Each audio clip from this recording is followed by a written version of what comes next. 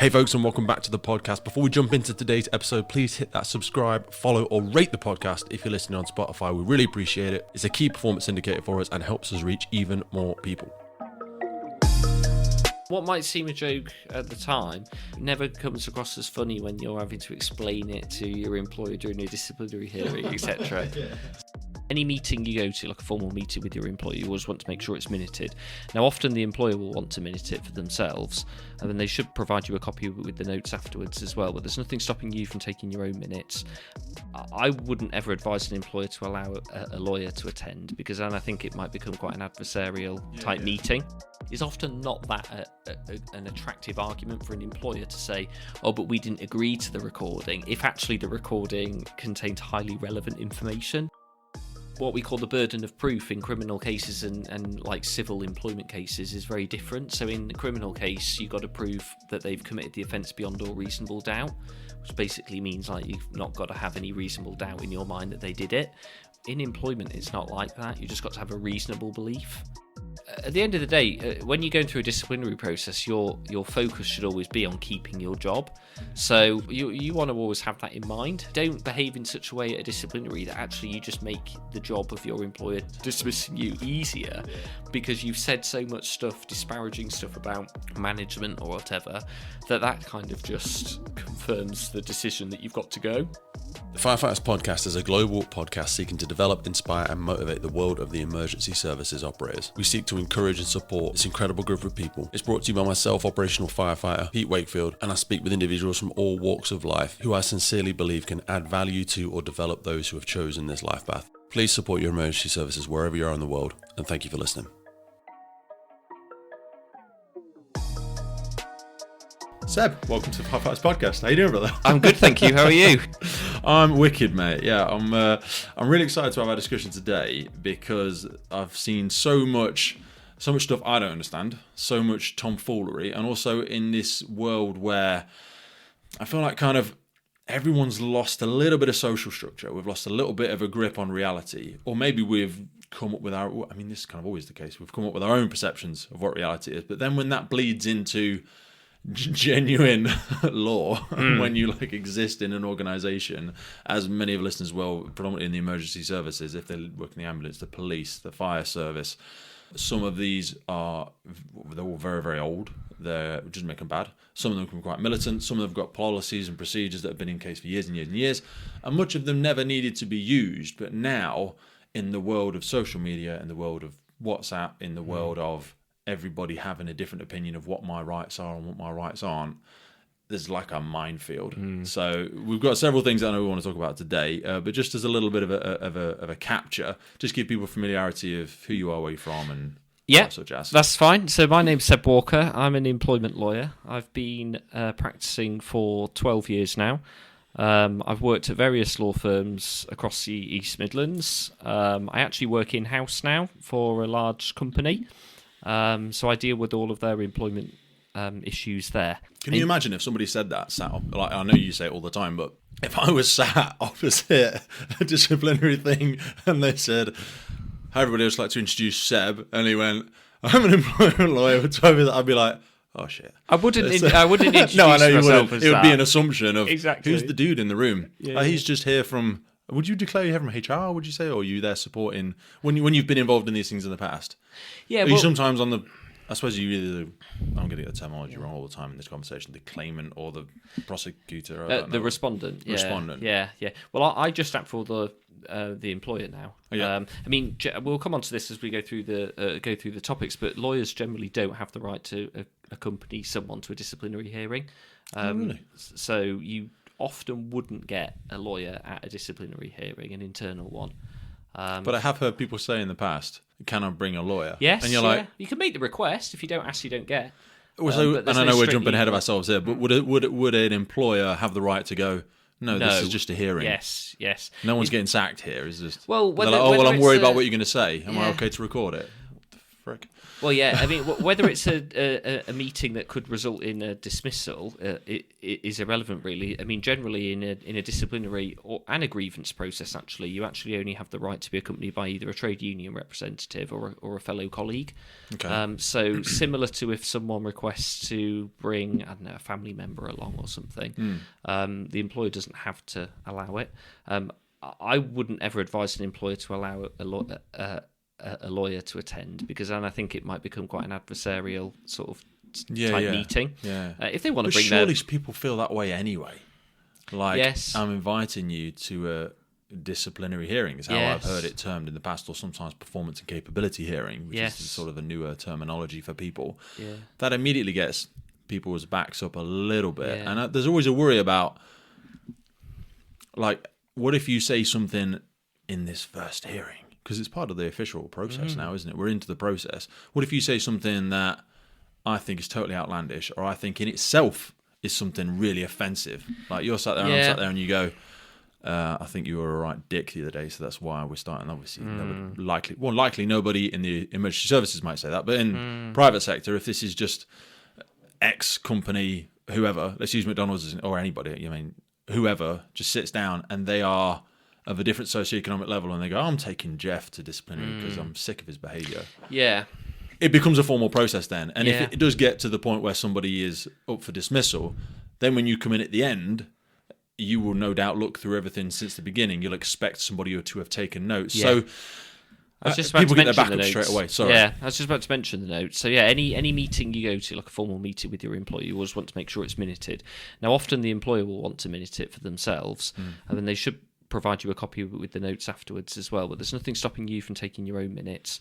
And indeed, if you do take a companion with you, either a trade union rep or another colleague, or anyone else that your employer allows you to bring along, encourage them to take minutes as well. And then you've got almost two sets. You've got your own set and you've got the set of the employer. Now, no minutes are ever going to be verbatim, so they're never going to record everything. This is what I think I heard. That's what you think you heard. Well, exactly. And sometimes you just got to agree, well, okay, there's two sets of minutes at this meeting then. Okay. I mean, sometimes employers will record a meeting. Often they don't want to because, again... Do you have to be willing to be recorded? Yes, so both parties should be in agreement. And generally, if both parties are in agreement, it's generally the employer that makes the recording and then shares it after with the employee. Is this only when somebody's been called to a disciplinary though? What if I raise a grievance against you because I think you've treated me poorly? Does the ball start? Am I in not the power position, but like, do I say what the requests are then and not? Like, if you say, "Oh, it's the same really." So if you raise, if the employer said we're going to bring our Seb, you can go, "No, you're not bringing Seb. You're not bringing a lawyer." I don't think anybody that knows what they're doing shouldn't do that. I don't think I've never been asked by an employer to go to a hearing with them. Hearing. No, it should mainly because you're quite expensive, I imagine. Well, so it wouldn't be the best use of your time. I mean, you normally expect someone from HR to be there, as well as the disciplinary or grievance hearing manager. But your rights in a grievance process are the same as a disciplinary, really, in the sense that you've got the same right to be accompanied by a colleague or a trade union rep. You should generally be given 48 hours notice of the meeting. Is that all? Well, that's a minimum. Okay. So generally people give more than that. So you might give how many times can you refuse? And I know there'll be so many things which are subjective and case by case basis. Yeah, so you can. I can't keep saying no if you want to discipline me. I mean, if you want your trade union rep to attend, but they're not available on the date, you can legally make a request to have the meeting put back by up to 5 working days. It's still not long though, is it? It's not long. Hopefully your rep might be available in that time. If not, another rep might be able to step in. Or actually, there's nothing stopping your employer from adjourning it a bit later. They're just not compelled. What if you just outright refuse to attend? Well, if you refuse to attend... So, no, this is BS. I don't think it's worth me time. If you raised a grievance, but you refuse to attend your own grievance meeting, I think your employer would just treat your grievance as withdrawn. Throw it out, yeah. With the disciplinary, I mean... Clearly, no one can physically force you to attend. No. But what they would do is they would probably give you 2 opportunities to do so. And if you, but also in this world, an opportunity might be a thing like Zoom. Well, yeah, exactly. Yeah, Zoom, Teams, anything like that. I mean, for the longest time, we've had things in court where for the victims' protection, they are not present in the court. Traumatic, blah blah blah. They're zooming from another part of the building or another part of the world. Yeah. Yeah, I mean that's in like criminal cases, Okay.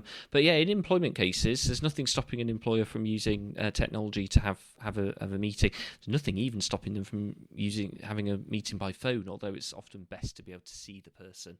But if you just refuse to attend, I think after giving you, say, a couple of opportunities to attend, you would just have to say, well, okay, fine, we'll hold the disciplinary in your absence, which obviously isn't going to be for your benefit because you're not going to be there to defend and also yourself. And I imagine during that time you wouldn't be permitted to attend work in most cases, depending on the severity of the disciplinary. Yeah, but I mean, if it's like a gross misconduct allegation, you'd probably be suspended. If it was misconduct, so conduct that's less serious, you might still be at work.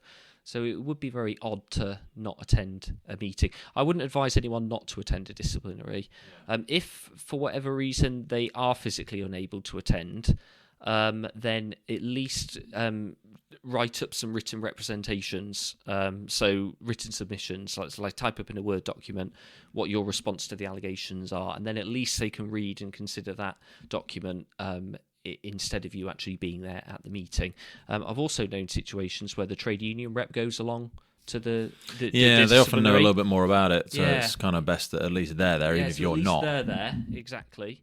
But there's nothing stopping you from making requests for reasonable adjustments in a disciplinary or grievance process to allow you to attend a meeting. So say, for example, you're off at the moment with work-related stress, but you're still going through a Very disciplinary. common thing. Yeah. Literally, mental health and stress now Yeah. has got to be, and I'm not going to pull them out of the thin air, but I think they're one of the highest labour costs Yes. now. Yeah. Especially in the emergency services. I can certainly speak from the fire services, a lot of people off on stress. And crikey, I mean, paramedics, average length of their career is 5 years now. It's a really dramatic, difficult, admirable job, but stress. Lots of people off with stress. Yeah. Yeah, so if, say you were off with stress and you were going through a disciplinary or grievance process, but you still wanted to be able to participate, there's nothing stopping you from asking your employer to make what we call reasonable adjustments. So that might be allowing you to bring your partner or a friend along to the meeting with you, even if it's just for a bit of moral support. Frequent breaks during the meeting is another thing. Would there be some explicit instruction that they are not to actively participate in it, though? Yeah. They're not speaking on your behalf, and they are Exactly. can't give their opinion. Yeah, exactly. They're there for moral support. Which is probably a bit like... Which differs from the legal right to a trade union rep or a colleague attending, because they do have the legal right to be there, and what they can do is they can make representations on your behalf and things like that. How do we define a colleague? I mean, that might sound a silly colleague question. is basically just anyone that you work with. What if I worked with them 10 years ago and I don't work with them anymore? Well, no, they're they've got to retired. be a current colleague, an existing Within colleague. the same Within the service, business yeah. or service as you. Yes. So I couldn't say, I want my mate Firefighter from Lancashire to attend because he's my best mate and I went to school I with don't him. think so, and I don't think it'd be that practical if, depending on where Probably knows very little about your service and the working... Exactly. The example that's Yeah. happened, what value could he add to it? He Yeah, could tell you were a great guy at primary school, but that's not Yeah. really relevant now. Exactly. Yeah. Today's podcast was brought to you by our friends over at Williamwood Watches. On the 27th of April, Williamwood Watches launched their new limited edition watch, the Bronze Triumph Jubilee. This was launched to celebrate the Queen's Jubilee this year, and it's the first time ever they have produced a bronze version of their beloved Swiss-made Triumph collection. They are using specially repurposed purple hose, that's easy for me to say, and still keeping it in keeping with the bronze Swiss-made chronograph watch. There is no better way to commemorate the Queen's Jubilee with that plum violet, but of course you can get your combination of the straps as well. They've got the red, the blue, the yellow, the green. I'm sure you are well aware of Williamwood Watches. They make those incredible luxury watches from upcycled firefighting equipment. They have been with us since the very origins of the podcast, and you can find out more from them by heading over to williamwoodwatches.com. Now back to the show. Trade union rep is always going to take a more active involvement in a meeting than a colleague would. Colleagues generally just go along to the meeting with someone as moral support. If you're taking a trade union rep with you, though, then they do have the right to put forward points on your behalf. They can't answer questions on your behalf, etc. But you can definitely confer with them during the meeting. If you need a break at any point to kind of regroup on anything, then you can request that. So, I mean, if you are a member of a union, definitely take a union rep along with you, and they can, at the very least, they can act as a minute taker for you. I did want to ask you, and I know I'm going to be the worst interviewer ever because I'm going to keep going in so many different directions while you're trying to stick to a theme. We said about recordings briefly, and I wanted to ask, so obviously, yes, in the meeting, you have to have permission to record it. But if as a piece of, and I know I'm going to use the word evidence and it might be completely inappropriate because it may not be that. If I say, I've actually got a recording of you swearing at me, or that phone call where you called me a dick or used that abusive language. I've got a recording of that. I didn't have your permission to record that phone call. Can I use that? In short, yes. You can. We call them covert recordings. So that's got to be scary if one of your employees runs a podcast. Yeah, it's actually more common than you think. I bet it is bloody common. Because people can take record a on your phone quite easily into a meeting, and I mean, any good employer will ask the employee at the start of a disciplinary or grievance, "Can we just check that no one's recording this meeting?" But then people don't always tell. But they can still do it. They can still do it anyway. And actually, if it goes all the way to like an employment tribunal hearing, say someone is dismissed for gross misconduct, and they then bring an unfair dismissal claim, is often not that an attractive argument for an employer to say, "Oh, but we didn't agree to the recording." If actually the recording contains highly relevant information that yes, the employer doesn't want anyone to know. I know I don't know anything, but I can't think of a reason why it wouldn't be okay.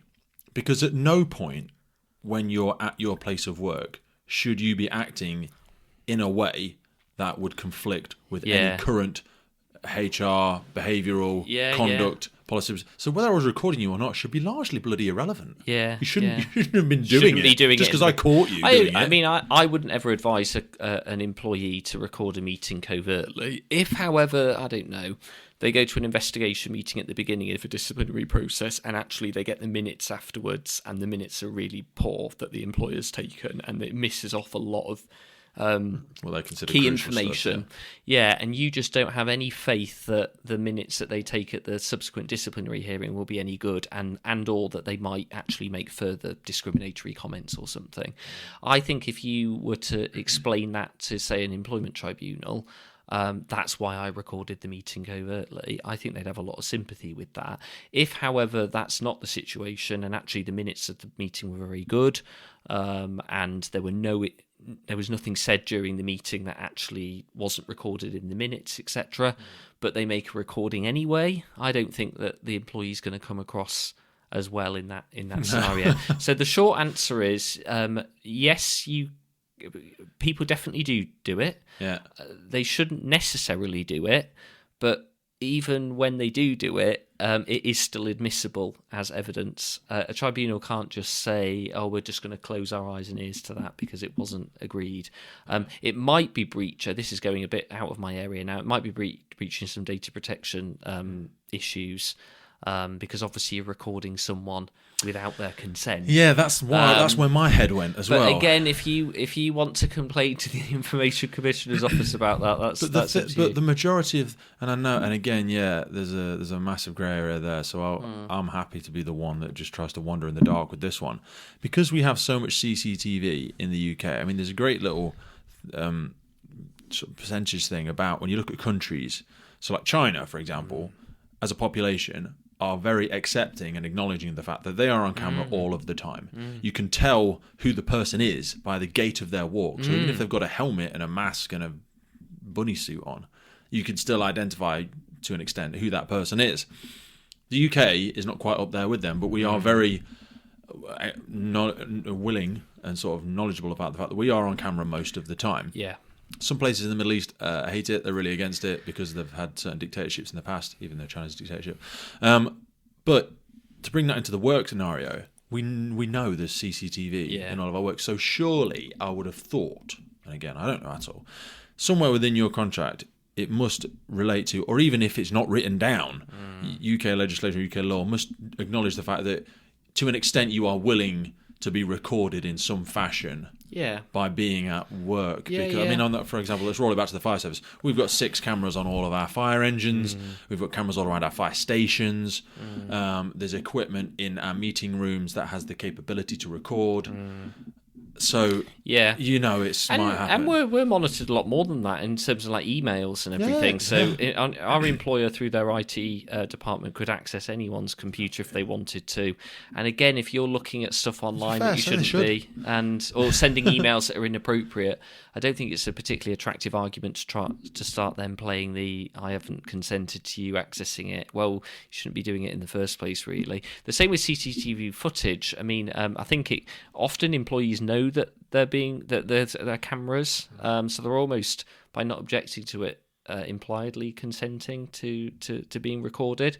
Again, if there is relevant CCTV evidence of someone stealing something at work, then an employer is definitely entitled to rely on that. And an employment tribunal would want to see it as well. I wonder if, and I know I'm going to continue to give you a bunch of scenarios through this thing where you'll go, I'm not sure, Pete, that's you're just throwing that one out of the blue. But for example, again, we have cameras on, lots of paramedics have them on their ambulances, police have their body worn, we have our cameras on all of our fire engines. If you're at an incident where another colleague approaches you and they're not on duty, and this has happened, I know it to have happened, and uses language about another person on the fire engine, or uses language about you, or the way you're doing your job, or whatever, and the service has took that individual, even though they're not on duty, they're in their civilian clothing, but they've approached the fire engine, they've approached the individual, and because they are off duty, they think they can behave however they please. Yeah. And they have been disciplined for it, and they've made the mistake, well, I'm not at work, I'll do what the hell I like. Well, yeah, I mean, you can do, you do have more freedom when you're not at work, but then if you're approaching someone who is at work and saying discriminatory things about them, etc., and then they're expecting them to, they're then expecting to be able to then go back into that workplace and work with that colleague. I think then the employer's got an obligation to deal with that, whether it's in or outside of work or not. So yeah, I think you'd have to be careful. Because with stuff like that, and then also with stuff like physical abuse. Yeah. Physical abuse is very, very little, very few and far between, because people kind of we don't do that anymore. But when they do happen, because it is the severity of something like physical violence, where does employment law stop and, I'm going to say civil law? Criminal, law begin? Because you punched me in the face and you didn't stop, so we got the police on the fire station to break it up and take you away. Yeah. There'll be an employment law case and a criminal law case. Yeah, or definitely. Which one takes... I imagine criminal law takes precedence. Well, the police will only be interested in the criminal side of it. So what the employer does with the employee in terms of whether they sack them or give them a warning or do nothing, the police won't be interested in. So the two processes will very much go in tandem but separately to each other. Okay. And likewise, if the police decide not to press charges for whatever reason, lack of evidence or whatever, it doesn't mean that the employer can't deal with it themselves in the way that they want to. Yeah. So the two things... The extent of which is they can sack them, they can't. Yeah.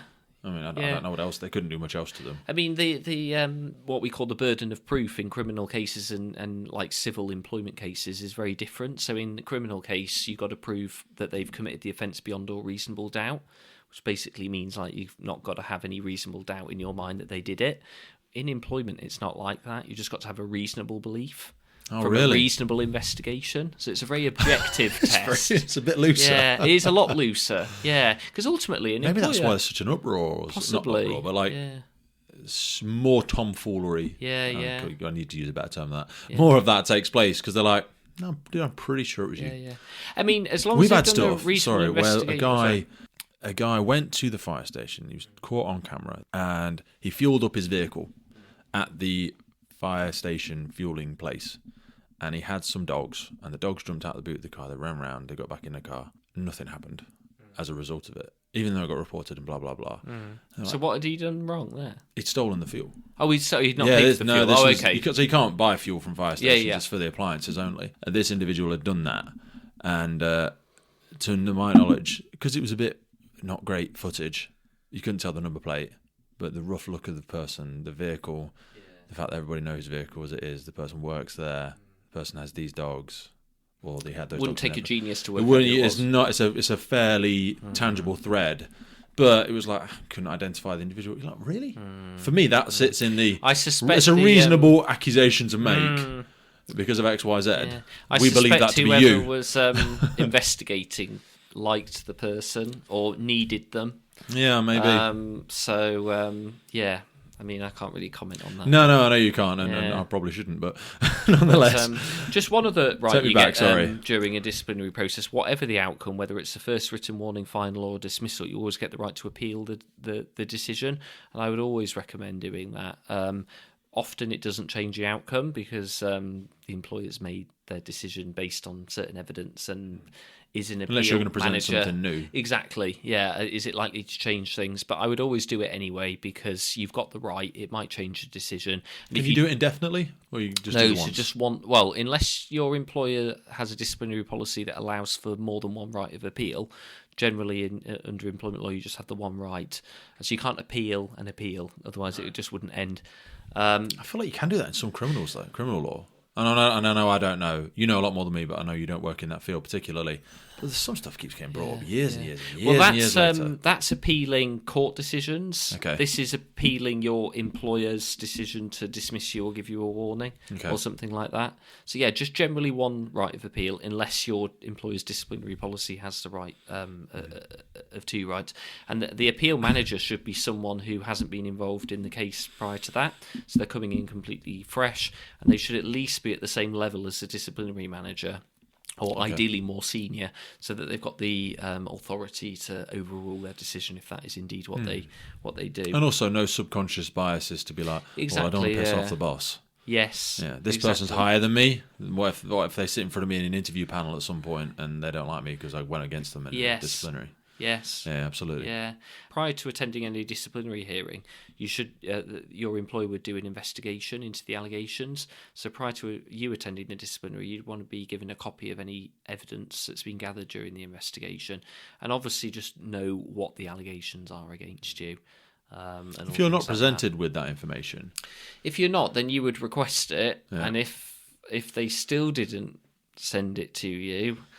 I mean, they're not doing themselves any favours if they end up dismissing you, because you would then bring an unfair dismissal claim in the tribunal. I feel like so many of them go wrong because we get the first few steps wrong. And this is why I wanted to have a sit down with you, because so many managers in my position do the first bits wrong because we don't, the disciplinary procedure is not a really appealing thing. You don't want to have to read it ever. Yeah. But when you need it at short notice. Yeah. So you need to get off on the right foot, informing the right people, respecting their rights in the right way. Yeah. So capturing the evidence and making sure everyone can have access to the same stuff. Yeah, and it doesn't have to be a perfect investigation. No investigation ever is, but it just has to be a reasonable one. So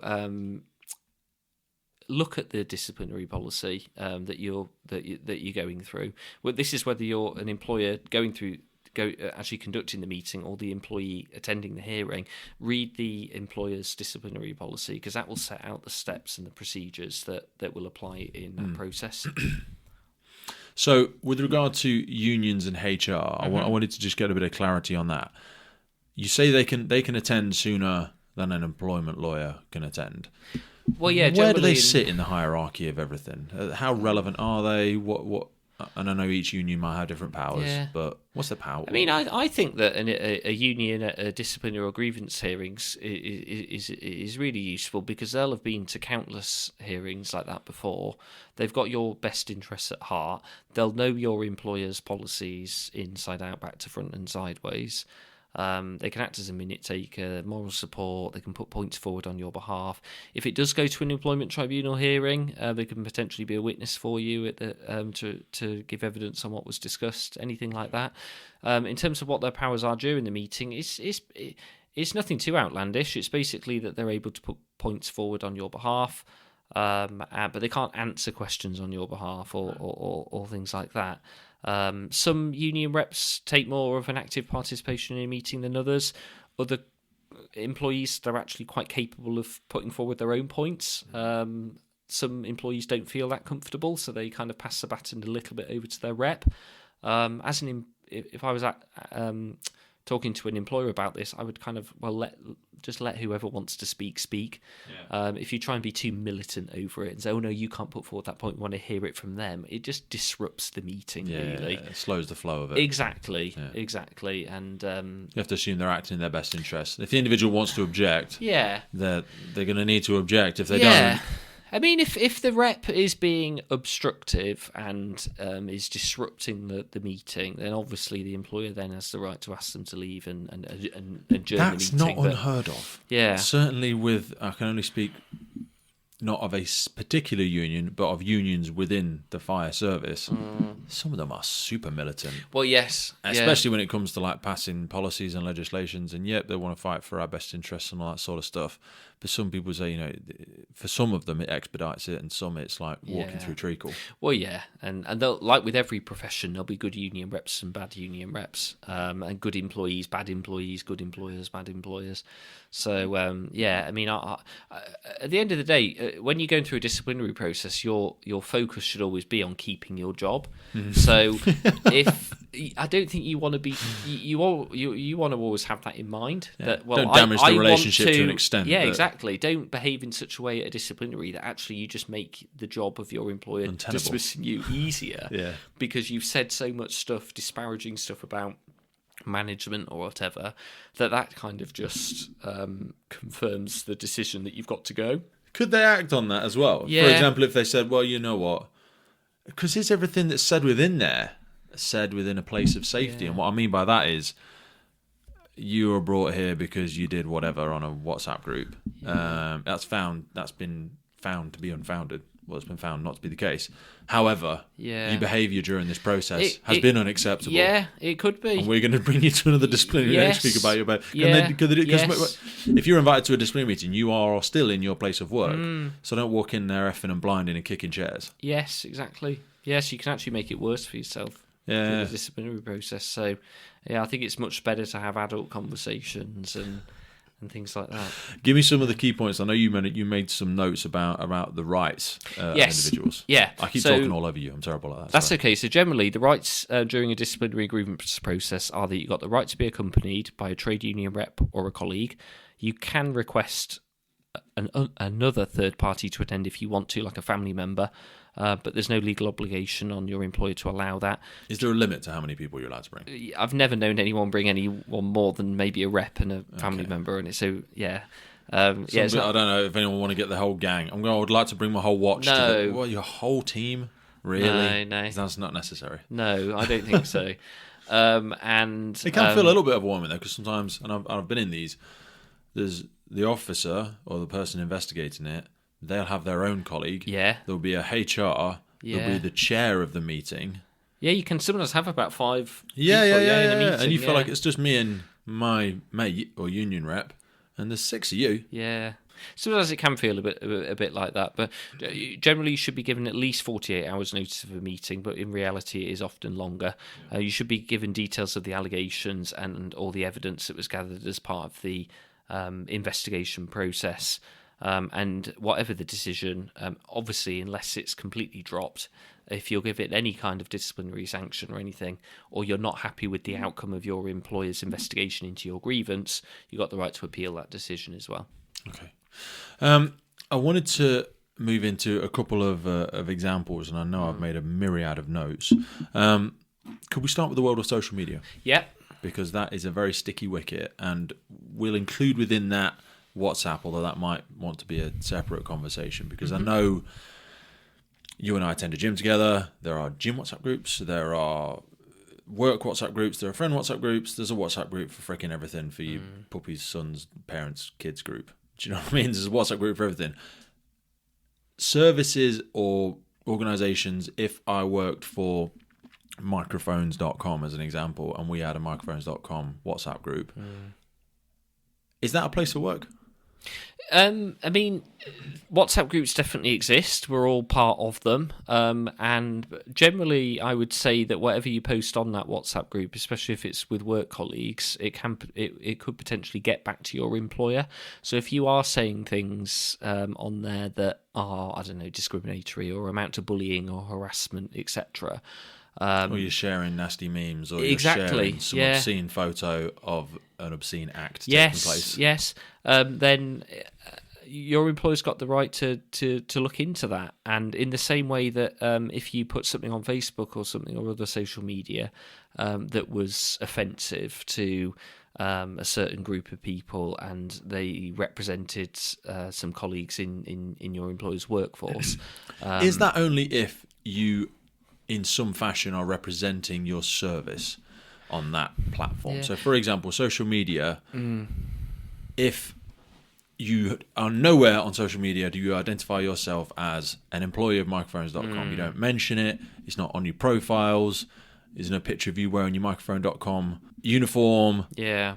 I am not representing you. I am just me saying my own whatever. Yeah. Well, that's going to help. Will that hold water? That would help in a situation like this. The reality is, though, that people are often friends with their colleagues on these social media sites. And if a colleague who sees a post that you've put finds it offensive and reports it to your employer, again, I think your employer's got a kind of an obligation to look into that. I don't think that's gives you just carte blanche to do whatever you like. Yeah, exactly. I always thought that the difference, especially within a WhatsApp group, so social media is the world for all intents and purposes, whereas I find WhatsApp group to be a much more obvious offence. And for some, I made a note when I spoke to a few chief fire officers about things we might be useful as discussing. They said it's considered an extension of your workplace. For example, if the WhatsApp group is called WhatsApp Group Microphones.com team, and it only contains members of your team and potentially your line manager or even just members of your team. Yeah. That, for all intents and purposes, is an extension. I would agree. Of your workplace. And everything you say within that is exactly the same if you were saying it in the tea room, or the coffee room, or the watch table. Yeah, and what might seem a joke at the time is never comes across as funny when you're having to explain it to your employer during a disciplinary hearing, etc. Yeah. So yeah, just be careful. I mean, the reality is a lot of blank faces as you try to laugh your way through your sentence. I mean, we are all on these WhatsApp groups, and some banter is healthy and everything. But as long as everyone's finding it funny. It's better, but yeah, you do have to be careful. When you're getting no non-verbal feedback, you're not seeing the person squint their eyes and go, "What the fuck? What's written that for? Jesus." Or don't like that. And the way something's written and the way something's read is very different. Exactly. I send a lot of messages quickly. I'm like, and I send a lot of audio messages because I've made mistakes sending written messages where I'm like, probably not today. See you tomorrow. And so people are like, it's a bit blunt. I'm like, I was just like picking the kids up or whatever, so I'm just trying to get back to you. So I try and send an audio message because it sounds less abrupt. But the way things are read and written are very, very different. And I suppose in the difference between chatting in the tea lounge or whatever, that can be screenshotted. It can be. Can I request your phone? I mean, what would normally happen is somebody's probably already presented the information. Someone would present screenshots of the messages to your employer, and then that would probably be the evidence. It's not CSI where they send the phone off for analysis. If it looks like a message, it sounds like a message. It probably is a message that was sent on WhatsApp. And as soon as they go, "Are you in that group?" and you go, "No," and they go, "Well, there's a screenshot of your name in the group." That's not me. Is that your phone number? No. We've got it on our records that says it's your phone number. So either we've had the records wrong for the last 14 years. Yeah.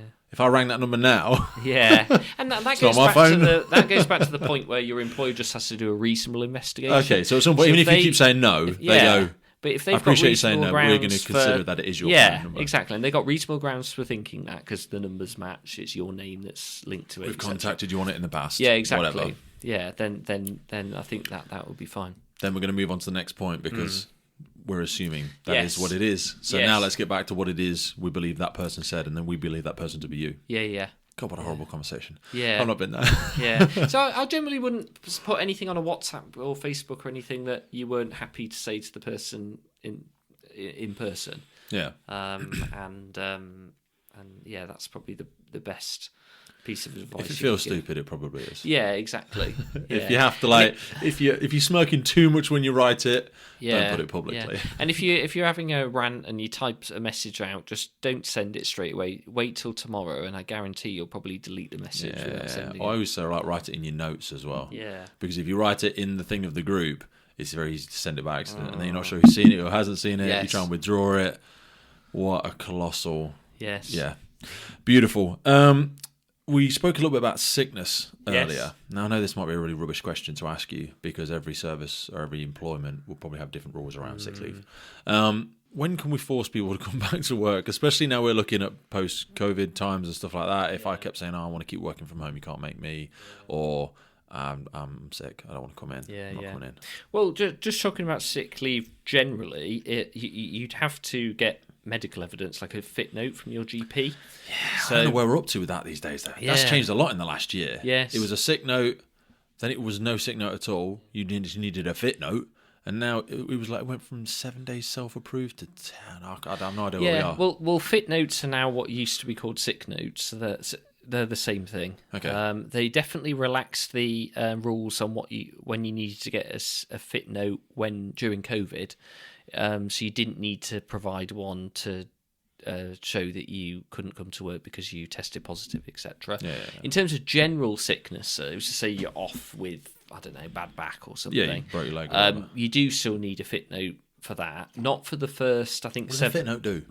So a fit note is basically a piece of paper from your GP that they fill in, just basically saying you're not fit for work for a month or something, and then you've got that piece of paper that you would provide to your employer. Or when that runs out, if you haven't got another When one. that runs out, it can either be extended, and then, or if it's not extended, and the colleague thinks that they're fit to return to work, the employer should really meet with them to discuss their fitness for work. Back to work. Can they come back straight away? Do they want a phased return? Do they need any adjustments to their physical workstation? Or What if they just said, I want to come back? I don't want to come back. Yeah. If they said they didn't want to come back, but they were fit to come back, they'd basically be AWOL then. We've had that quite a few times. And We've also then that had is a where disciplinary somebody issue. books fit halfway through a shift. And this is a little bit case-by-case management thing, and this is some managers just being a bit of a dick, where they're like, hey, dude, I think I'm going to be in tomorrow. I'm feeling a lot better. Yeah. And it's like 3 o'clock in the afternoon. But the shift we're on today doesn't finish till 7. So they ring their control staff, the person, because it's my sickness, I have to declare it. I ring my control staff and say, hey, I'm fit for duty. I'll be back in tomorrow. Yeah. That goes on to our electronic thing. But if they're not at work now, then for the next 3.5 hours, they're considered absent without leave.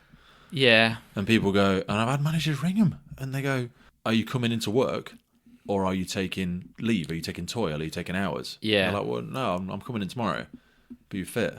Yeah. What are you doing? I think that's a bit. That sounds a bit pedantic. It is really. pedantic. I'd probably start each day as a new day. Yeah. So if otherwise you're just talking. I'm feeling a bit better, but I don't want to wait till midnight tonight to ring. I'm just going to ring now. Exactly. And say, I'll be in work tomorrow. Yeah, I'll be in work tomorrow. Because in most places, like in most external employment, that'd be fine. People get that. There's something weird about a 24-hour emergency service that we timestamp everything. Because some of our shifts start at much later in the day. Some people start halfway through the night with certain sectors. Yeah. But yeah, it's a bad example. But I've seen it happen, and I'm like, dude, you can't do that. Just ignore it. Not ignore it, but like they're off. Exactly. They're back in tomorrow. Just see them tomorrow. A whole new But it day. says I've got to put something down as to why they're not here now because they're sick. But they're not sick. They're sick. Yeah, they're sick until tomorrow. Sick until tomorrow. Yeah. Okay. But yeah, and once someone does return to work from sick leave, really their employer should have like weekly meetings with them to see how they're getting on. It depends what they've been off with. If they've been off with a bad cold, they're probably not going to have the same need for that than if they've been off for 6 months with a bad back, which But also like echoing back all to stress and mental health. Yeah, though. exactly. Yeah. Someone can just have, and I hope I don't use the word Tom, but someone can have a wobble. Yeah. And then you're like, oh shit, they're 2 months off again. Yeah. That has got to be one of the hardest things for employers now, because then you start, and we should invest in mental health, absolutely. But should we all be having in-house counsellors and massive It's cost. difficult, yeah. And with mental health, you can't see it. If someone's got one leg, you know they're disabled. You know they're not fit to maybe do some parts of the job. But when someone's got work-related stress, then that's often a harder thing to deal with, really. But where does that extend to as well, though? And I know I'm going into muddy waters here, but I'm like, if you're just struggling with your life at the minute, your life's just not very good. You're not winning the game of life at the minute, and you're not managing things outside of it, like COVID, for example. People have felt 17,000 different ways about it, and then on top of that, their own personal life, how they react to social media and their partner and their children and whatever. The work might not be the problem. Yeah. But the way you're living your life is stopping you coming to work. Yeah. Are we performance and capability there? And if I wanted to raise a case against you and say, no, dude, that's where you get into patterns of sickness, isn't it? Where you're like, well, you're having the same amount of time every month now.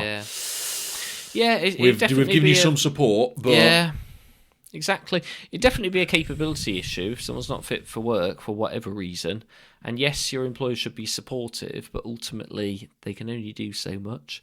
And if it's causing issues in the workplace in terms of covering your work and that's a big problem, isn't it? And then being unable to recruit someone permanently because they don't know if and when you're going to come back. Yeah. Then we're still paying you. Yeah. Still got a job. But like we have struggle with, for example, drivers. So drivers on fire engines, we have to have one driver per fire engine. Driving is not a required skill, nor do you get paid additionally for it. Yeah. So some people are raising their hands now saying like, well, it's unfair.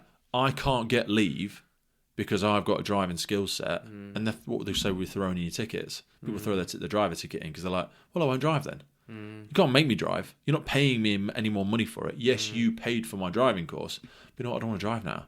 And then it's like, so Seb's not a driver.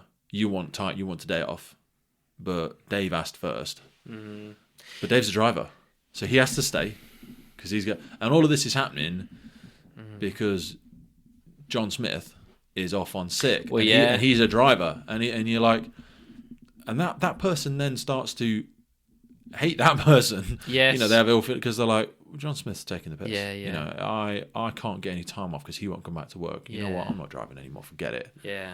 I don't even think I've asked you a question there. Sorry, but that's like a... No, I understand what the issue is, yeah. You're like, I can't force anybody to drive. I can't employ another driver because he's off sick. I need to manage that person's sickness. And, how soon can you get to the point where you're like, you don't appear to be willing to come back to work? Yeah. I mean, there's no magic... Trigger. Date. No. Yeah, so it's not like after you've been off for 3 months, your employer can dismiss you or anything. Yeah.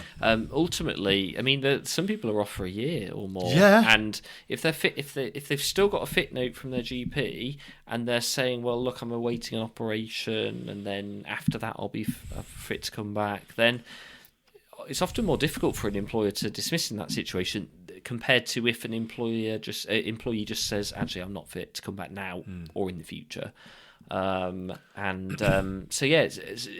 Misconduct's often a much easier thing for an employer to deal with because it's often a quicker, shorter process. Yeah. Whereas managing sickness absence, whether it's long-term or short-term or intermittent or continuous, is a real headache for an employer. I suppose there is because I forgot for a second there that I'm not obligated to continue to pay you either. When does things like statutory kick in? Because some employers pay for ages. I used to work for a company local to us, really great employer, and they would pay you full sick leave, almost indefinitely. Yeah, which I thought was stupid. Yeah, great, but also stupid. Yeah, because it often there's no incentive for me to come back to work. Exactly, it often encourages people to stay off. Yeah, and then when you go to statutory, you soon start feeling the squeeze. Yes, you're like, back to work. Well, statutory sick pay, I think, is only payable for 33 weeks or something like that, and it's actually quite a nominal payment. So it's nowhere near what you would normally get per week. Oh, and even that can only go for 33 weeks. Yes, I think it's around 33 weeks. After that, they would get nothing. Yeah. Wow. They still accrue holiday pay whilst they remain off. But I know somebody that did that. They didn't do it maliciously, but various questions about why they were sick. But then they came back and they had loads of holiday leave. Yeah. And you're like, you still accrue holiday whilst you're on sick leave. In the same way you do if you're on maternity leave, you still accrue it. So you can take it. Is there any realistic process for employers to ever get that removed? That must be a legislative change somewhere. Yeah, but I'd be trying to write that out of the employment. It's capped contract. at 18 months worth of holiday, so you can't accrue more than a year and a half, basically. Which is a lot, though. Still a lot. I mean, it's 21 days in the fire service minimum. Yeah, I think you get extra 3 days for long-term service, so you could be getting 40 plus days off. Yeah, which when you're only working a 224. That's my maths is terrible. 1, 2, 3, 4, 5. That's about 7 sets. Yes, that's another few months off. Yeah, when you've already been off for a long time because you're sick. Yeah, and you're entitled to it. Yes, that's a mistake. Yeah, that is a bit of a Mickey take. But you do have the right to be kept in touch with whilst you're on sick leave, and equally, you've got the right to keep in touch with your employer. And I would definitely encourage that because. You are still employed by them, so if they're wanting to have a weekly catch up with you, even if it's just over the phone or whatever, just to see how you are, I would engage in that conversation because you are still employed by them. And the whole point of being off should always be with the intention of coming back. Yeah. That should always be the focus. If your employer ever did want to terminate your employment, though, they would always want to get up-to-date medical evidence on your fitness for work at the point of your dismissal. So if you got referred for, I don't know, a medical appointment maybe 6 months earlier and things might have changed since then you would want to be re-referred, basically. It must be so hard for an employer to ask let's stay within the realm of mental health for a second, a mental health professional to say, and I'm sure maybe a mental health professional wouldn't even like this conversation when they're saying, how realistic is Seb is he making, can you show me he's made any improvement? And if so, like, how long do I have to wait to ask that question? Because if I'm like, he's been off 2 days, he made any improvement, well, give him a bit of time. I mean, usually people but after are off 2 years or 18 months, they're like, he doesn't look, he keeps saying, maybe next month, but he's not coming back to work. I want to employ someone else. How do I do that? I mean, usually people are off for at least a month before they start getting referred for medical appointments to get a report. Oh, that's too long. Yeah, well, it depends what they're off for. Generally. I mean, everyone always thinks that they'll be back quite quickly, so the first week or two is eaten up with that. Yeah. And then by the time you make the referral and they attend the appointment and you get the report back, it often is a month anyway. Yeah. But often reports will be quite woolly. I mean, ultimately if somebody they says, don't know. I want to come back, Yeah. do you have an obligation to seek some sort of medical, or can you just go, Seb says it's fine? I trust you have a good awareness of your own mental and physical capability. Fit notes from a GP just say whether you're fit for work or not. So if they sign you off for a month, for example, and that month ends, you don't need to go back to your GP to get another fit note to say you're now fit for work. So unless the employer's got a reasonable reason to think, well, you're clearly not fit to come in which case they probably medically suspend you whilst they got another report on your fitness. Why can't I just sit down with you and just go, you're all right then? Yeah. You fine? And often well, people I don't do... know. I feel like I'm fine, but, the scan didn't really show much, did it? But how do you feel? Do you want to come back to work? And most people do return to work from sick leave without difficulty. It's never the most that caused the problem, though, is it? Exactly, 1% of the population take up 99% of your time. Absolutely. But often occupational health reports or GP reports, they will be quite woolly because ultimately the doctor doesn't know exactly how long it's going to take you to come back for work. Yeah, but you're the medical... not you, but, they're the medical professional. Because I see lots of stuff that says... at the line manager's decision. I'm like, I'm not a medical professional. Yeah, they often try and put the ball back I'm in your waiting court. for you to say, Seb is fine. Yeah. I can see no medical, physical reason why Seb cannot perform the role that you have described to me that he does. That would be a good, clear report, but often they'll say they're not fit at the moment, but they may be fit in 1 to 3 months' time, and we recommend a further referral. And then the employer's like, well, where do we go with that? What's that mean? It doesn't take us any further forward. And they're probably the most difficult cases to manage. But there's a lot of them, like, 100%. I know of a lot. Yeah, exactly. I don't know how we get further beyond that, though, at the minute. It frustrates me. Yeah. Today's episode is supported by our good friends over at Duty Crew Coffee. Now, as you're probably aware, coffee is the most popular drink worldwide, with over 2.25 billion cups of coffee consumed every single day, and over 70 million of those are in the UK alone. Most of this is consumed in our crew rooms, our watch offices, and by our emergency services frontline staff. So when you're getting together around the mess table, don't be drinking no nasty ass cheap coffee. Nobody likes that guy that brings the cheap stuff. Life is too short to be drinking crap coffee. So if you head on over to dutycrew.co.uk or click the link in the podcast below, you'll be able to jump on over and see the Duty Crew coffee products. They come in 227 gram oversized high quality recyclable stand-up pouches, and they are individually wrapped 10 gram coffee bags. They're quick, mess-free, convenient. They have a one-way degassing valve, which is an absolute must for storage of freshly roasted coffee. You can get the 20-pack response bag. They've got the HQ, they've got the No Duff, they've got the Unity, the Decaf, and of course all of their products are Rainforest Alliance certified, Fair Trade Foundation, and most importantly, they taste freaking epic. I started drinking Duty Crew about 2 months ago, and then when I fell in love with it, I got in contact with them and they came on board with the podcast. So jump on over to Duty Crew Coffee if you want some of the good stuff. Now back to the podcast.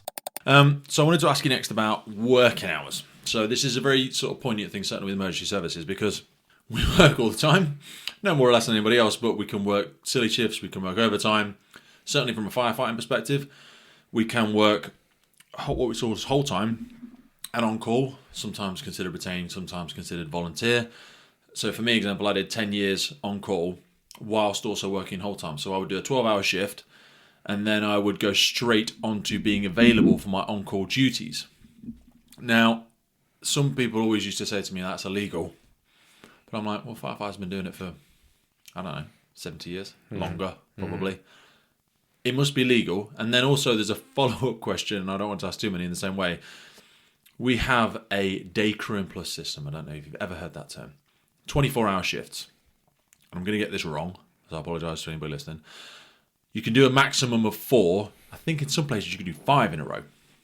I think it is 5. You can do 5 24-hour shifts in a row, but you only do a maximum of 15, and I'm not trying to get clever with numbers here, but 24-hour shifts, working on and off, what is considered, because the reason this thing got kicked out, this day crew and 24-hour shifts, because they said it's illegal. European work time regulations, it's illegal. I was like, well, we're already doing it.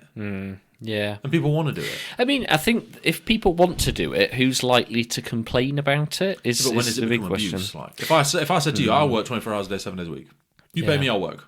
Well, an employer shouldn't be allowing that, because under the working time regulations, there are obligations an employer's got to allow for rest breaks, daily rest, weekly rest between shifts.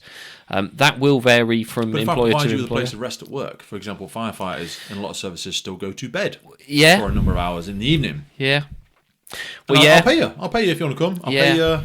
I'll pay the same rate. You just sleep on the fire station, or you sleep at the ambulance station, or you sleep at the power station, wherever Yeah. you do as work. I mean, sometimes even we're going on to a slightly different conversation there, but sometimes that kind of rest at work can be classified as work if you're not at your own kind of disposal. So you've got to stay in or around the fire station. You could be called upon at any time. That's exactly and where that's that why happens. that's why the employer pays them for it, because it is actually classified as working time. So working time can't be rest time. So you would need to pick up that rest elsewhere during the week. Every employer will be different. The fire service will definitely be different because of the sort of 24-hour nature of the industry. But generally, under employment law, an employee's got the right not to work more than 48 hours in 1 week. Having said that, they can opt out of that. 48 hours? 48 hours in a week. But they can opt out of that. So there's nothing stopping an employee from basically working more than 48 hours a week. And in fact, obviously many employees do. I remember seeing a great meme, and I forget who it was, but it was like when someone goes, I work a 48-hour week, and then the other side of it is, yeah, I remember my first part-time job. I'm like, 48 hours a week? Dude, that's nothing. You know what I mean? What do you do with the rest of your time? Yes. I know I have an addictive personality, so I work for probably some people, I probably work too much. But 40 hours doesn't sound like a lot. You know, there's 168 hours in a week. Yeah. 48 is not a lot. Yeah. But then again, we work to live, not live to work. So, Yes, we should. Yes, we should do. It depends if you enjoy what you do, though, dude. Exactly. Well, if you enjoy what you do, you'll never work another day in your life. I tell people I haven't worked a day in like 8 years, but that can also then can be considered. You could abuse that person in that way as well. Yeah. Like if you've got a person who has they've got no family, no friends, no whatever, and they're like, oh, I just want to work all the time. And they're like, yeah, but it's probably not in the best health for you to be at work 24 hours a day. Yeah. And can I stop you? Because I know in some services and in some contracts, you have to declare it outside work. Yes. Yeah. Because if you're coming to work and you just seem like you're knackered. Yeah. And that's basically so your employer can monitor how many hours you're working each week. And that's not just hours for them, but hours for other employers as well. So yeah, if you do have work elsewhere, you should always declare it to your employer, because there might, in some circumstances, in your employment contract, it will probably say that if you work elsewhere, you need to let us know. For mine, it says you should. Yeah, but I know a lot of people never do have that. Well, yeah, from a working time perspective, so your employer can keep a track on how many hours you're doing. They should be aware. In some other respects, maybe not necessarily for the fire service, it's to monitor whether there's any conflict of interests. So if you're working for one employer and then you might be working for a competitor, yeah, that's clearly there's going to be more issues with that. So back to the on-call analogy. If I'm doing... So for some people, they will do, I think the minimum contract for on-calls these days is like 32 hours. So if you're a whole-time firefighter, you're doing a 224, it's an 8-day rotation, 2 12-hour days, 2 12-hour nights, 4 off. So it's an 8-day rotation, not a week. Yeah. Which adds a whole nother tough calculation in your head anyway. Yeah. But let's assume you're therefore you're not doing 48 hours a week on your whole time. You're probably doing 36. Yeah. Maybe 38. Anyway, let's say 38. And then you're also doing 38 for the same organisation on an on-call perspective. We're over though. So Well, yeah, you'd have to opt out. You're opting out. You don't, and to opt out is easy. If you opt out, can you do the whole 168? You could, subject to your employer making sure you have adequate rest breaks between certain shifts. What's considered an adequate rest Well, break? that is a whole area in itself. Whole kettle of fish. Off the top of my head, I don't know the exact numbers, but certainly every week you should be having at least one rest day.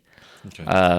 And then there has to be a certain amount of hours rest between shifts as well. I think that is around 12 hours. But again, the fire service will be different.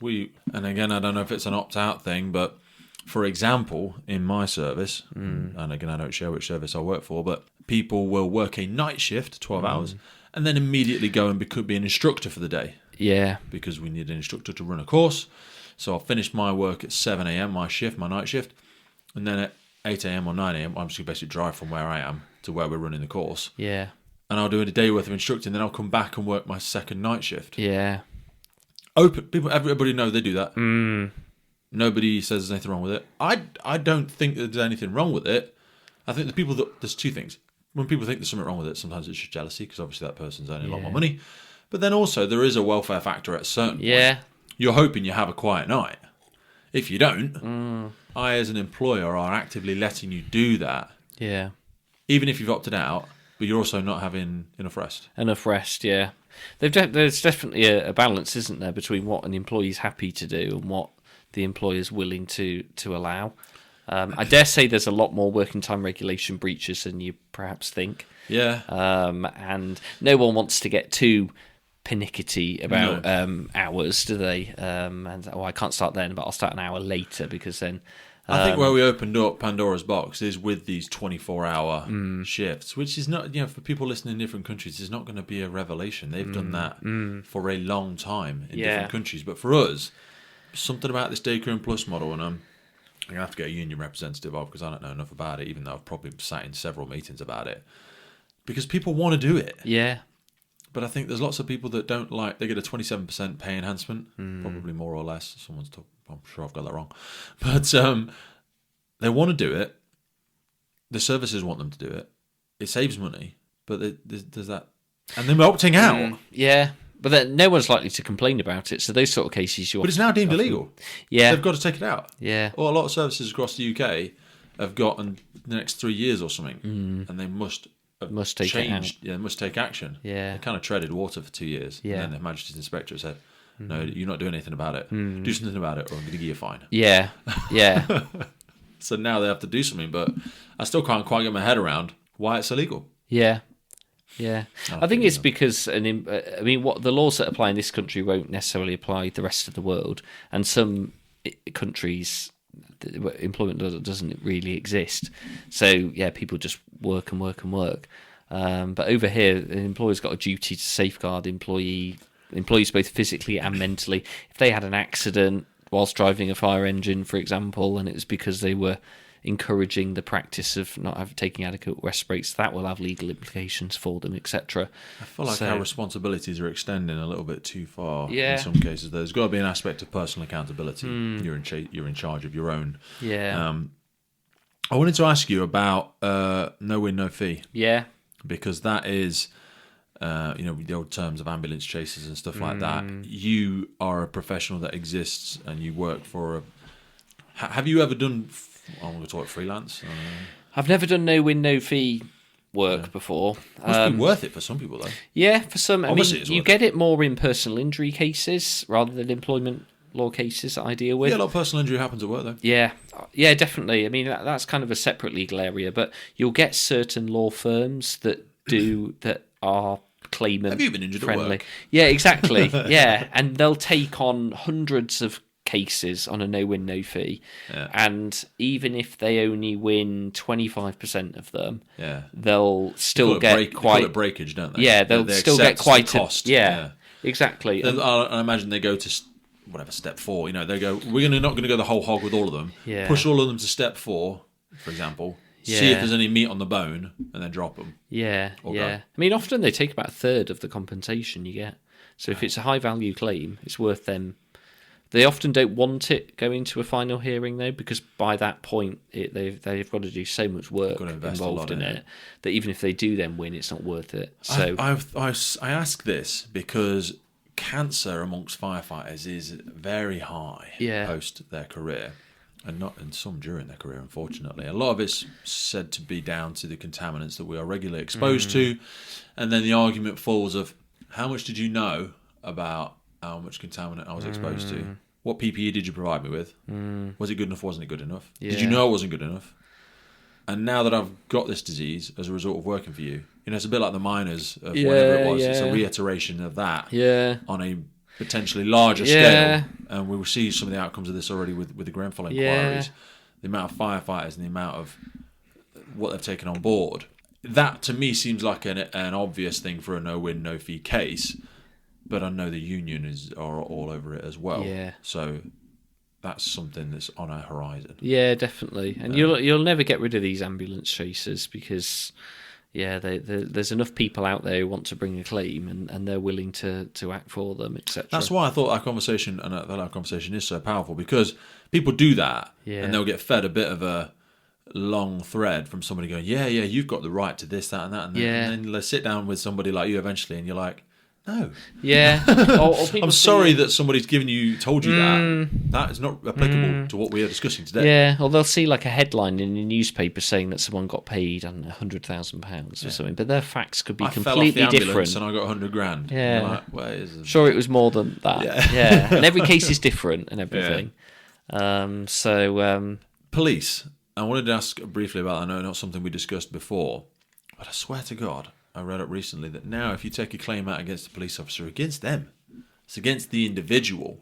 It's not against them operating as a service. Okay. Yeah, I don't know about that. I've never...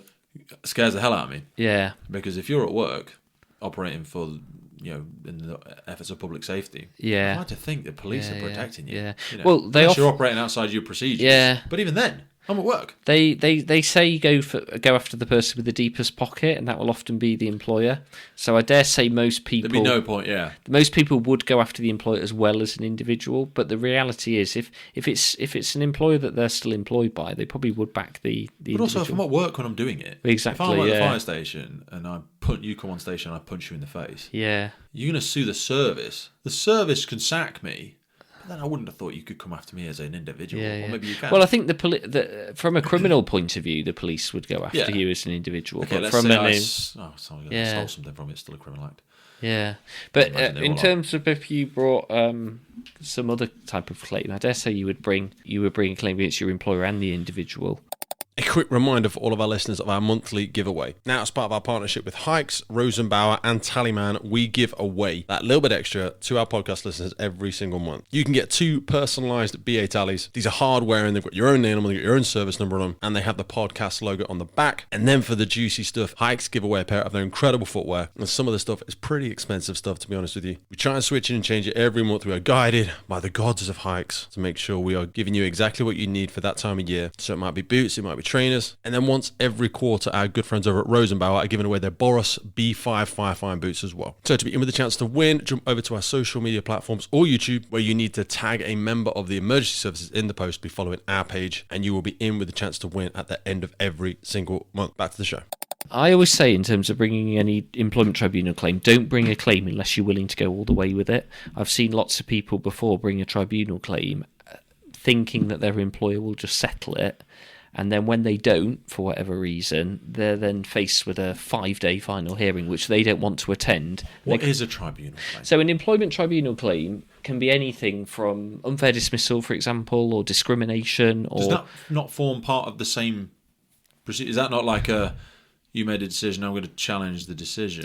Yeah, so when does that become a tribunal? So if you say you're going through a disciplinary process and your employer dismisses you and you think it's unfair, so you might appeal that decision internally, but the appeal's not successful, so you're still dismissed, so you're without a job. You could then bring an employment tribunal claim against your employer in the employment tribunal, and that's the start of a claims process. But generally it takes... Is that the point where an employment lawyer would get involved? Well, you wouldn't have to, so you could represent yourself during the whole proceedings, or you could get someone to represent you, like a lawyer.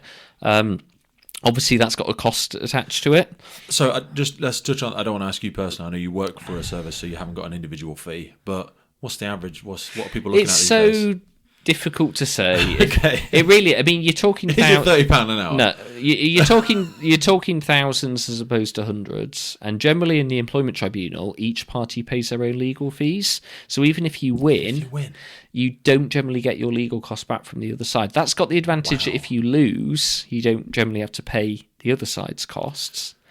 But yeah, either way, yeah. Pay attention if to the you bill, say it is spend bill. £8,000 legal fees on bringing an unfair dismissal claim, and you win it, great, and you get awarded 10 grand. You really only got 2 grand at the end of the day, and generally it can take anything from 6 months to a year and more to get to a final hearing. So it's not like you bring the claim now and then next month you're at a final hearing and hopefully you're winning and walk away. So it's quite a long process. It is stressful for everyone involved, especially if you've not done it before. And if unless you do want to represent yourself, if you've got the cost of legal fees, then that can be a big issue as well. There's never a guarantee of winning either. And I know you don't speak on behalf of the unions, but would a union... I'm sure that is a question for union. Would they represent you? A union could go down as your representative. I was supposed to still with their employer. Well, you're no longer employed by them, but it exists outside of your employment. But it is a case with your employer. If it's a case of particular importance, then dude, we've done this twice already. Well, yeah. What would be different? Well, sometimes if a union thinks that the employer's acted really badly, they would make a decision. Actually, we will back you on this claim because we want to actually get a decision on it because this has affected a lot of our members. Will support you in the case, because they probably have their own in-house lawyer. So sometimes if it's an ongoing issue with lots of different employees and they almost want to get a decision from a court to say whether it was right or wrong, they might back it then. Collective bargaining. Yeah. What's that? So that's something completely different. So that's when that's nothing to do with the employment tribunal process. That is basically when an employer and a trade union are negotiating employment terms, like terms and conditions of employment. Okay. So they'd enter into a collective bargaining process with the employer and the union. Do they need to have a number of percentage of people that want to vote for it? Then? That's for strike action. So that's for something different again. Demonstrating my lack of awareness on it. So if a union, I mean, this is always a last resort, like a last resort. But if a union, I don't know, they seem to threaten it a lot. Well, they threaten it a lot, but whether they actually do it, withdrawal of whatever it is, isn't it? Withdrawal of work. You need a certain percentage number of support from the members of that bargaining group. So those people that are in the union for full strike action, and then then there's a ballot and all not things all like services concerned. I mean, I think I'm going to get it wrong. I know. Well, fire service I think is one of the last remaining ones that can still withdraw their workforce because the police can't do it, can they? No, police can't strike. No. I don't think the paramedics can strike either. I don't know about the police and paramedics, but there's nothing forcing a colleague from striking, even if their union backs it. Can't force you to, and you can't strike without your union. They can chuck you out the union, though. Board. I think union might tell me whether they. I know people were would. very strongly suggested to leave. Yeah, and were no longer invited to meetings. Harsh. So there's lots of disadvantages of tribunal litigation. It can be slow, stressful, costly, risk of losing. But equally, those disadvantages are on your employer who's defending the claim as well. There's often no winners in the tribunal at the end of the day. Just a bunch of losers. Well, I mean, you can only really get compensated for losses that you've actually suffered.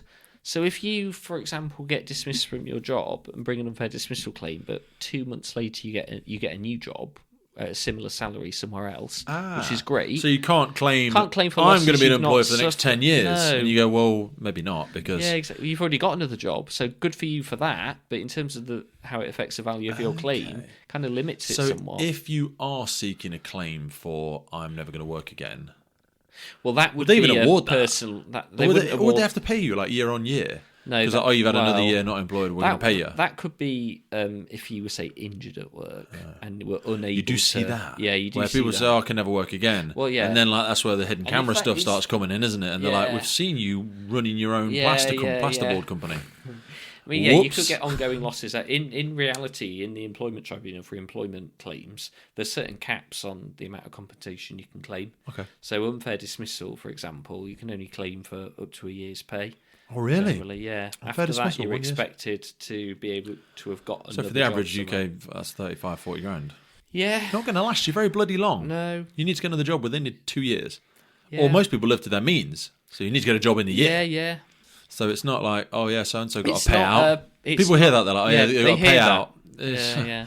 I mean, discrimination claims you can get more money for. But Why? Well, again, it just there's not a cap on the amount of compensation. That's why For a discrimination claim. For a discrimination claim. Why? But the reality is there is a cap on it. I mean, if someone's because I can't quantify how much you're offended or what. Well, exactly, yeah. I mean, the reality is though that if something's been ongoing for quite a long time, you raise a grievance at work about it, the employer kind of doesn't handle it very well. They're almost encouraging the discriminatory behaviour. Your compensation's going to be higher than if it was one comment that was said to you once in a completely this is the big thing then. This is why we're so petrified of that sort of stuff, and you've got to stamp it out as soon as you recognise it, because if they then want to retrospectively reference that and go, well, yeah, 3 minutes ago I was sat in a meeting. Well, yeah, and so said, yeah, go on, love, go get your arms in the sink or whatever. Yeah, and they'll be like, that was it. That was the start. That's when I first didn't ask any of the men around the room to do it. Yeah. You would have to be careful with that, and sometimes employees do go back over things from the past. Yeah, if they're discriminated against later, they'll raise something from before. So as we close, I just wanted to give people a couple of sort of empowering things perhaps to go away with. So is there any, I mean, people should be familiar with the legislation themselves anyway, and it's probably in their own policies and procedures. But is there any places, for example, the Discriminatory Act and are there any things what should people be familiar with if they're considering, if they think they've been ill-treated? Who should they be approaching? And what should they be aware of? Yeah, no, that's fine. In any disciplinary or grievance process, it's the ACAS Code of Practice on disciplinary and grievance procedures. So ACAS is the Advisory, Conciliation and Arbitration Service. It's an organisation that individuals can contact to get any support. Is it a government organisation? It may get some government funding, but I don't think it's strictly a government organisation. Okay. But they've got this ACAS Code of Practice. If you just Google it, ACAS Code, it will come up with, and it should kind of mirror what your employer's disciplinary policy is in itself. Okay. But it kind of sets out the steps that should be gone through in a disciplinary and grievance process. So that's always a good document to have and refer to. Try and mirror that on your own policy. Exactly, yeah. And if there's something that your employer's doing that's not in there, then you can call it out at a meeting. With regard to discrimination, that's now all contained in the Equality Act 2010. So before, you used to have like the Disability Discrimination Act, Sex Discrimination Act, Race Relations Act, and all of that was brought into one Act of Parliament, the Equality Act. So that's kind of the go-to act now for anything on discrimination. And there are 9 protected characteristics for discriminations. You've got sex, sexual orientation, disability, race, religion and belief, marriage and civil partnership, pregnancy and maternity, gender reassignment, and did I say age? Mate, well done. Yeah. I thought you were just going to say the characteristics, go and look them up, because I've had to reference them in several interviews, and I'm like, I'm going to forget. It's a bit like trying to remember all the names of the 7 dwarfs. You get about 6 of them, and then you can't remember the one I've already said dopey. Yeah, exactly. I'm like, I just try and don't be a dick. Yeah. Do you know what I mean? As what I think it should say. Because for so many people, and again, I rely on a theoretical social structure, and you're assuming other people's morals and beliefs are similar to your own, which in this day and age we can never do. Yeah. Beautiful. Seb, thanks so much for that, mate. Thank you so much for having me. I found that an incredibly empowering, knowledgeable, freaking wide-ranging conversation. Yeah. And thank you for your help, brother. Yeah, thank you very much. Cheers. The Firefighters Podcast is a global podcast seeking to develop, inspire, and motivate the world of the emergency services operators. Through a series of wide-ranging conversations celebrating those within our sector, we seek to encourage and support this incredible group of people. It's brought to you by myself, operational firefighter Pete Wakefield, and I speak with individuals from all walks of life who I sincerely believe can add value to or develop those who have chosen this life path. Please support your emergency services wherever you are in the world, and thank you for listening.